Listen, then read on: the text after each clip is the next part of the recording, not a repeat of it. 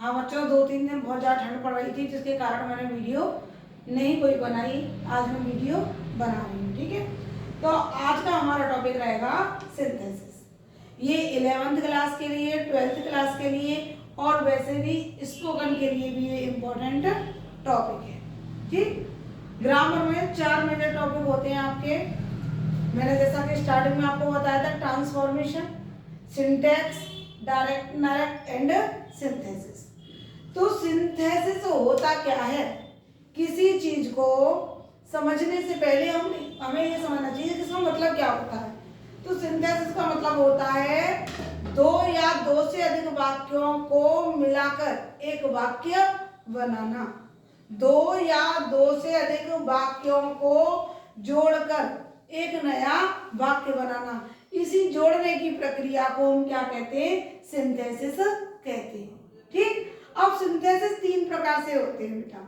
पहला simple sentence, दूसरा compound sentence और तीसरा होता है कॉम्प्लेक्स। सिंपल यानी 2 वाक्यों को जोड़कर, 2 या 3 या 4 सिंपल सेंटेंस को जोड़कर एक नया सिंपल सेंटेंस बनाना, या 2 या 2 से 3 से अधिक वाक्यों को जोड़कर, सिंपल सेंटेंस को जोड़कर एक नया कॉम्प्लेक्स सेंटेंस बनाना, या 2 या 2 से अधिक वाक्यों को जोड़कर एक कंपाउंड सेंटेंस बनाना, ठीक। तो कुल मिला के क्या हुआ?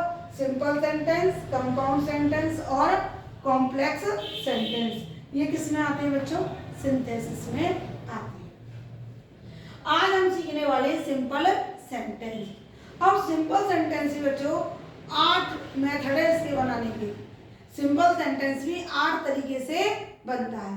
पहला, मैंने आपको एक बात और आपको बता दूं, सिंपल सेंटेंस में जो फाइनाइट वर्ब होती है वो एक ही होती है। देखिए, कंपाउंड में 2 हो सकती है, कॉम्प्लेक्स में 2 होती है, कंपाउंड में 2 होती है, लेकिन सिंपल सेंटेंस अकेला ऐसा सेंटेंस है कि इसमें जो क्रिया होती है बच्चों वो एक ही होती है। मतलब फाइनाइट जो क्रिया होगी, फाइनाइट वर्ब जो होगी वो एक ही होगी। अब आप ये सोचोगे ये फाइनाइट वर्ब क्या है और नॉन फाइनाइट वर्ब क्या है? फाइनाइट वर्ब वो होती है बच्चों जो वर्ब सब्जेक्ट के अनुसार बदल दी जाती है। जैसे वह खेलता है, ही प्लेस, वे खेलते हैं, दे प्ले। एक जगह मैंने लगाया प्ले में एस लगा दिया, एक जगह फर्स्ट फॉर्म प्ले रहने दी। तो ये जो बदल गई ना, जो चेंज हो गई वर्ब, ये हो गई हमारी क्या? फाइनाइट वर्ब, ठीक। और नॉन फाइनाइट वर्ब वो होती है कर्ता एक वचन हो या बहुवचन हो या टेंस कोई सा भी हो, उन पर कोई असर नहीं पड़ता, वो नहीं बदलेंगी। जैसे आई वॉन्ट टू टीच, मैं तुम्हें पढ़ाना चाहती हूँ, तो टू टीच, ठीक है। ये क्या हो गया? इन्फिनिटिव हो गया। तो अब आपकी इतना समझ में आ गया होगा। ये फिलहाल कभी मैं टॉपिक बता दूंगी आपको, अलग से वीडियो बना दूंगी फाइनाइट और नॉन फाइनाइट वर्ब पर। Now come to the point. अब अपने पॉइंट पे चलते हैं। तो बात चल रही थी क्या? सिंपल सेंटेंस बनाने की। सिंपल सेंटेंस पहली विधि है, पहला मेथड है पार्टिसिपल का प्रयोग करके सिंपल सेंटेंस बनाना। अब सिंपल सेंटेंस किसी विधि से बनाएंगे? पार्टिसिपल। और पार्टिसिपल बच्चों 3 तरह के होते हैं। पहला प्रेजेंट पार्टिसिपल, दूसरा पास्ट पार्टिसिपल और तीसरा परफेक्ट पार्टिसिपल। तो अब हम सीखेंगे प्रेजेंट पार्टिसिपल। यदि सबको साथ साथ लेके चलूंगी तो आप कंफ्यूज हो जाएंगे, आपके समझ में नहीं आएगा। पहले बता दी मैं आपको प्रेजेंट पार्टिसिपल। प्रेजेंट पार्टिसिपल बनता कैसे है? ये क्रिया की फर्स्ट फॉर्म में आईएनजी लगाकर बनता है। और पार्टिसिपल जो होता है बच्चों वो वर्ब और एडजेक्टिव दोनों का काम करता है। जो पार्टिसिपल होता है ये वर्ब और एडजेक्टिव दोनों का काम करता है, ठीक। और क्रिया की फर्स्ट फॉर्म में क्या लगा दो? आईएनजी लगा दो, तो क्या बन गया? पार्टिसिपल। नंबर 1। नंबर 2 क्या है? इसमें 2 सेंटेंस होते हैं और प्रेजेंट पार्टिसिपल बनाने का सबसे अच्छा मतलब पहचान क्या है? कैसे हमें पता चलेगी कि इस सेंटेंस को प्रेजेंट पार्टिसिपल से बनाएं? तो पहचान क्या है? इसमें 2 सेंटेंस होते हैं, या यूं कहिए 2 क्लॉज होते हैं।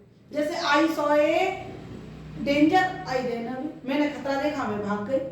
तो आई सॉ ए डेंजर, तो इसमें क्या है, आई करता है। आई रहना में दूसरे सेंटेंस यानी दूसरे क्लॉज में भी क्या है, आई करता है। तो दोनों के कर्ता हो गए क्या, समान। नंबर 1 पहचान। नंबर 2 क्या है, दूसरा काम पहले काम का परिणाम होता है। प्रेजेंट पार्टिसिपल में जो दूसरा काम होगा ना वो पहले काम का परिणाम होगा।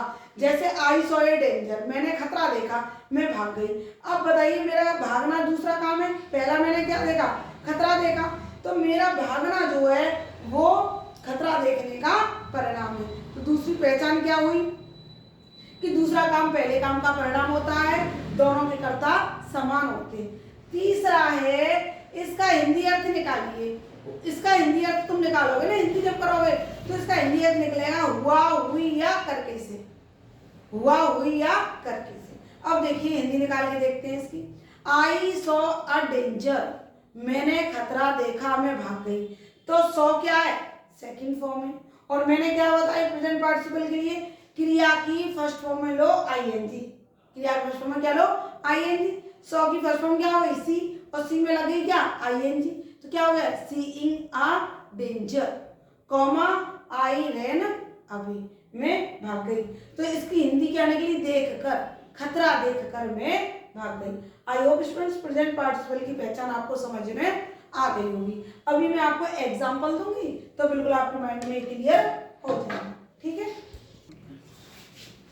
हाँ बच्चों, अभी हमने प्रेजेंट पार्टिसिपल की पहचान देखी थी, हमने समझा था कि प्रेजेंट पार्टिसिपल कैसे बनाएंगे। अब कुछ एग्जांपल्स दे रही हूँ, इससे आपको बिल्कुल समझ में आ जाएगा। देखिए सबसे पहले हम सेंटेंस को पढ़ेंगे और उसकी हिंदी निकालेंगे। ही जंप्ड अप, वह कूदा, ही रैन अवे, वह भाग गया। अब देखिए पहचान देखिए, दोनों का करता एक है ना, बिल्कुल एक है, एक है कि नहीं, एक है। अब दूसरा काम पहले काम का परिणाम है, वह कूदा तभी तो भागा। अच्छा तीसरा हम क्या करेंगे, जो पहली क्रिया है इसको हम बदल देंगे पार्टिसिपल में। पार्टिसिपल कैसे बनेगा, प्रेजेंट पार्टिसिपल में कैसे बनेगा, इसकी फर्स्ट फॉर्म लो। जंप की फर्स्ट फॉर्म क्या है, जंप की फर्स्ट फॉर्म है जंप, जंप की फर्स्ट फॉर्म क्या है, जंप।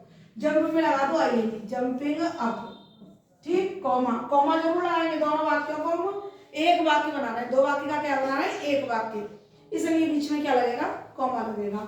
और जो कैपिटल लेटर से ही था इसे स्मॉल लेटर से लिख देंगे, ही, है ना।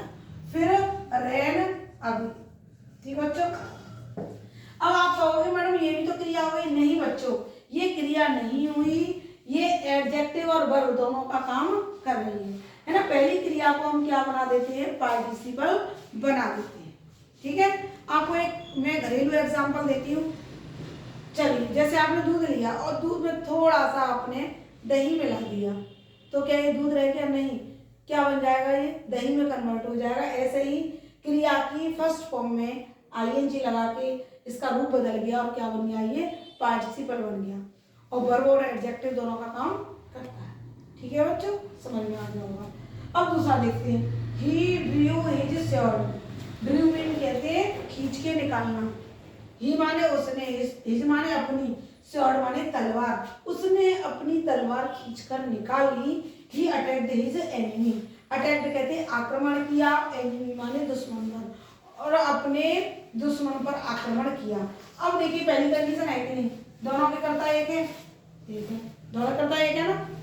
अब देखिए दूसरा काम पहले काम का परिणाम है, उसने अपने एनिमी पर अटैक किया, कैसे, तलवार खींच के निकालकर, तलवार खींची निकाली और उस पर आक्रमण किया। तो ड्रू की फर्स्ट फॉर्म लो बच्चों, ड्रॉ, और ड्रॉ में ले लो आईएनजी, ड्राइंग, इसका बना दिया हमने क्या, पार्टिसिपल, ड्राइंग हिज स्वॉर्ड, ठीक।